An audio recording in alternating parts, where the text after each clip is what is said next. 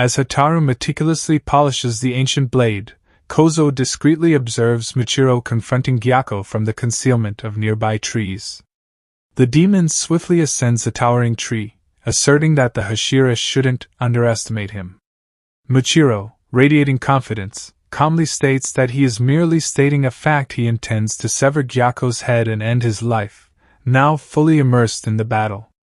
However, Gyokko, with a spiteful tone, mocks Muichiro's assertion, taunting his youthful voice and age. Without missing a beat, the upper rank swiftly changes position once more, materializing from the ground behind Muichiro. Unperturbed, Muichiro remarks that he holds no reverence for Gyokko, judging him based on his appearance and voice alone.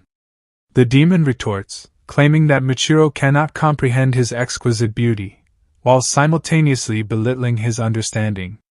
Undeterred, the unwavering Hashira fires back with his own scathing insults. Gyokko taunts Muichiro about his short arms and blade, but the mist Hashira quickly retorts by pointing out that his blade has already reached Gyokko's neck, sarcastically questioning if the demon was referring to his own arms. Upper 5 laughs, dismissing it as a feeble insult and questioning Muichiro's desperation to win. Undeterred, Muichiro shifts his attention to Gyokko's vase, criticizing its lack of symmetry and belittling his craftsmanship. Enraged by the insult to his art, Gyokko accuses Muichiro of having rotten eyeballs. Gathering 10 vases in his hands, he unleashes his blood demon art, 10,000 gliding slime fish, directing a horde of voracious fish towards Muichiro. The mist Hashira deftly evades the onslaught, using a tree as a launching pad and employing mist breathing, 6th form, lunar dispersing mist, to swiftly cut through the fish in a rapid flurry of slashes. Gyokko is left astonished by Muichiro's incredible speed and wonders why his paralyzing poison seems to have no effect. However, he recalls that slashing the fish will only release a highly toxic poison that can be absorbed through the skin, causing swift death. Muichiro employs the potent mist breathing technique, specifically the 3rd form known as scattering mist splash, skillfully diverting the toxic cloud away from himself. Seizing the opportunity, he swiftly charges at Gyokko, aiming to decapitate the demon. However, Gyokko effortlessly sheds his skin and vanishes from sight. Undeterred, Muichiro voices his frustration, demanding that the elusive demon cease his incessant tree climbing and evasive maneuvers. Gyokko, reveling in his cunning, responds with laughter, vowing to reveal his true form, a spectacle witnessed by only a select few in the past. With utmost confidence, Gyokko declares that once he fully commits, none shall survive his wrath. In a display of sarcastic amazement, Muichiro openly expresses his lack of surprise, further provoking Upper 5's annoyance.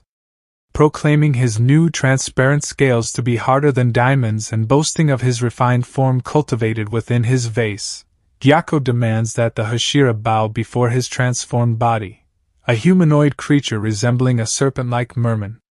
Muichiro, unaffected by Gyokko's appearance, maintains an unimpressed gaze, eliciting a furious outburst from the demon, demanding a response. With a composed demeanor, Muichiro remarks on Gyokko's previous instruction for silence, subtly reminding the demon of his own words. Confidently asserting that he remains unshaken by the transformation, Muichiro leaps into action as Gyokko launches a relentless series of punches.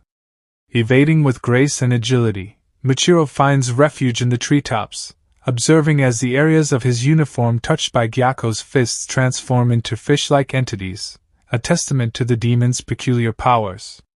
As the upper rank laughs at Muichiro's attempts to hide, the mist Hashira reveals his true motive, to avoid the repulsive odor emanating from Gyokko's fishy presence.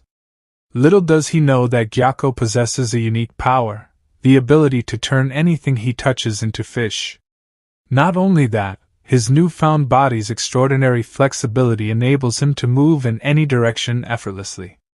With a calm demeanor, Muichiro meets Gyokko's taunts with a smug smile, asserting that even the most powerful attacks are futile if they can't find their mark. Memories of a pivotal moment flood Muichiro's mind, the agonizing sight of maggots crawling over his dying twin, Yuichiro.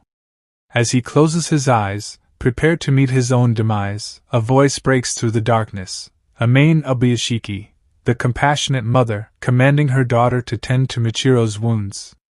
Gasping for breath, Michiro emerges from the brink of death, saved by Amain's timely intervention. In his gratitude, he recalls the certainty of his demise had it not been for her discovery. Amidst the pouring rain, Michiro perseveres in rigorous training at the Demon Slayer headquarters, undeterred by his recent ordeal. Concerned for his well-being, Nichika attempts to intervene, but her efforts are thwarted by her mother. Ignoring his fatigue, Michiro's relentless dedication stems from a deep-seated anger that has remained within him since that fateful day, a fury he believes will persist until his last breath. Even as he vomits blood, he continues to push himself, fueled by an unwavering resolve to eradicate all demons. As Michiro prepares to confront Gyokko, his anger intensifies, driving him to unleash his full potential. Gyokko employs the blood demon art, killer fish scales, utilizing his transformed body to swiftly encircle Michiro, making it challenging for the Hashira to land a decisive blow. Mocking Michiro's extraordinary movements, Gyokko taunts him with threats of disfiguring his head and replacing it with a fish. However, Michiro counters with his misbreathing, employing the seventh form, obscuring clouds, and defies Gyokko's expectations. The upper rank's punch misses its mark, leaving him bewildered by Michiro's elusive skills. As Michiro swiftly moves behind Gyokko, the demon launches an attack but misses once again. Now facing Michiro in front of him, Gyokko throws another punch, yet fails to make any contact. Perplexed, Gyokko scans his surroundings, catching mere glimpses of the Hashira moving in and out of his vision, as if concealed within a dense veil of mist. He attempts to strike at Michiro's head but once again fails to land a hit. Emerging in the demon's line of sight, Michiro calmly questions Gyokko's assumption that he was the only one not taking the fight seriously. Stepping forward, Michiro directs his blade towards the demon's neck, executing an upward slash that effectively beheads Upper 5.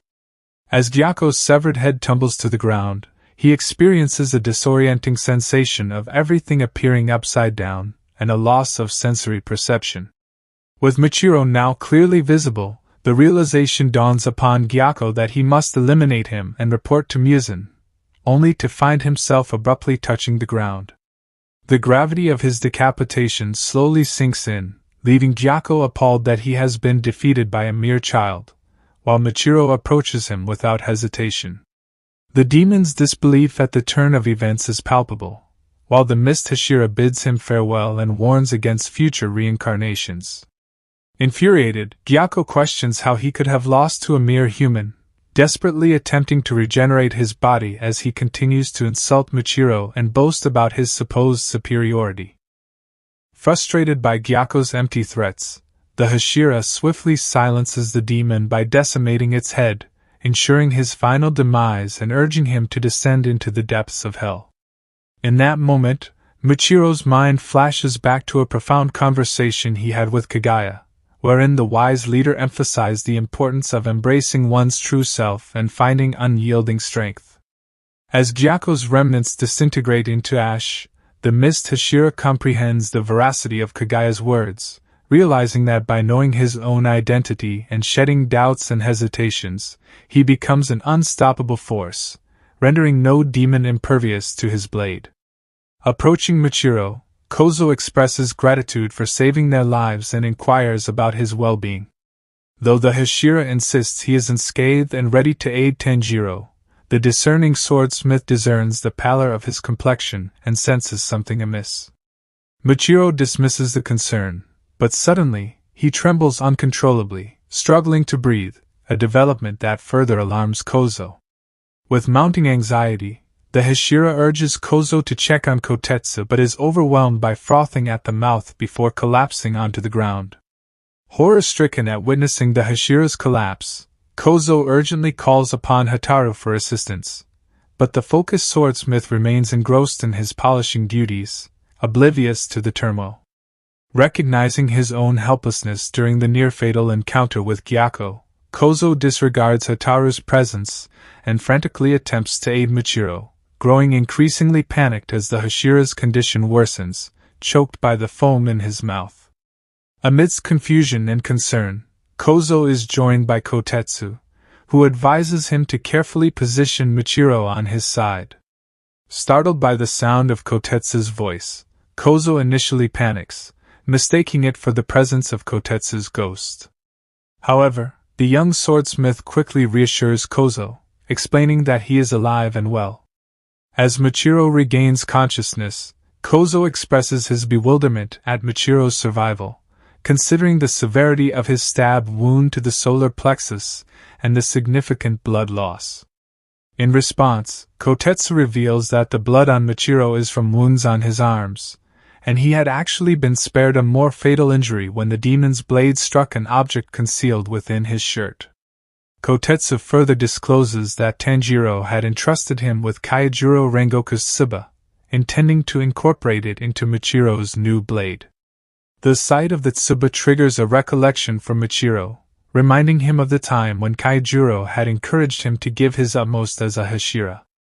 Suddenly, Muichiro finds himself surrounded by his family, embraced by his parents, and with Yuichiro's gaze fixed upon him. His father reminds him that placing trust in others has ultimately led to positive outcomes, evoking a surge of emotions as Muichiro is moved to see the familiar faces of his parents once again.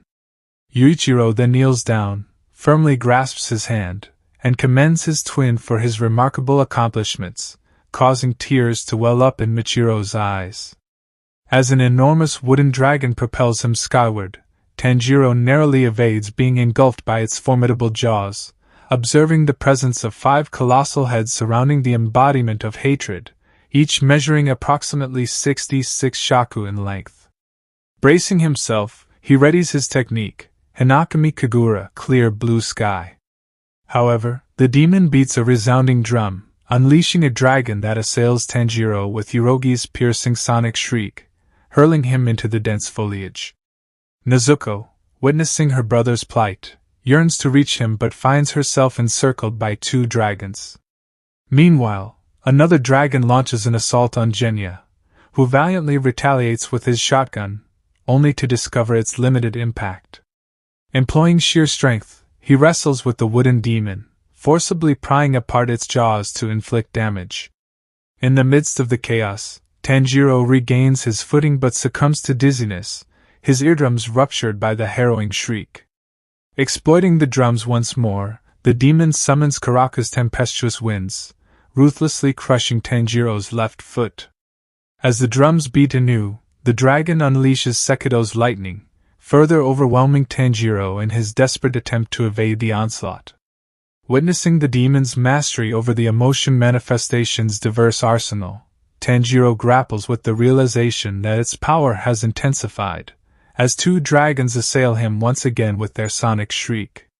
Nezuko finds herself ensnared, her arm clenched tightly in the dragon's vice-like grip, while Genya experiences the constricting embrace of the dragon's coil. In his weakened state, Tanjiro is unable to employ his breathing techniques and is forced to flee from the attacking dragons, deftly dodging their bites. Managing to create enough distance, he believes he is out of harm's way and takes a moment to catch his breath. However, the demon of hatred responds by striking a drum, causing a dragon to emerge with multiple smaller necks extending from its mouth. The elongated appendages reach out even further than before, ensnaring Tanjiro and pulling him towards the dragon's jaws. Despite his attempts to strike back, Tanjiro's waning strength hinders his efforts, and he is eventually swallowed whole, leaving Nezuko and Genya in shock as they continue their own struggles. Trapped within the confines of the dragon's throat, Tanjiro realizes the grim reality of his situation as the pressure around him intensifies, seemingly sealing their fate. However, a sudden intervention disrupts the despair. Mitsuri, in a daring display of bravery, leaps into the air and swiftly traverses the length of the dragon's neck, slicing it apart and shattering its head to free Tanjiro from his impending doom. As the fragmented dragon collapses and the demon comprehends that a Hashira has entered the fray, Mitsuri secures Tanjiro on her back and propels them both away from the disintegrating creature, sharing her unease at encountering such a horrifying monster. Hearing Tanjiro's call, Mitsuri reassures him and expresses her apologies for arriving late. With a gentle touch on his shoulders, she guides him to a safe spot and encourages him to rest, even though his damaged eardrums prevent him from hearing her words.